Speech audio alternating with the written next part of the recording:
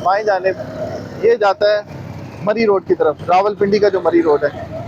अब इस तरफ को चलते हैं हम।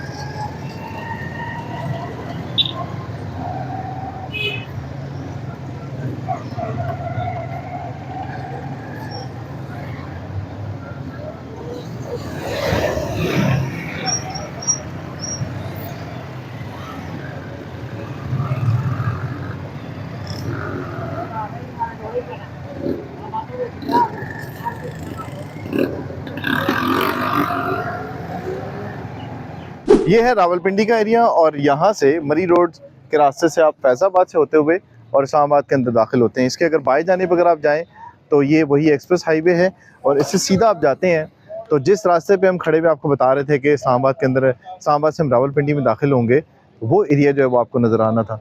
सिक्योरिटी तैनात है, कंटेनर्स आपको नज़र आ रहे होंगे। कोई भी ऐसी जगह नहीं है जहाँ से इस्लामाबाद के अंदर आप दाखिल हो सकते हैं। दूसरी तरफ अगर आप देखें तो आईजीपी का रास्ता जो है वो भी बंद है। दुकानें आपको सारी की सारी बंद नज़र आएंगी। गुज़िश्ता 3 रोज़ से ये दुकानें सारी की सारी बंद नज़र आ रही हैं।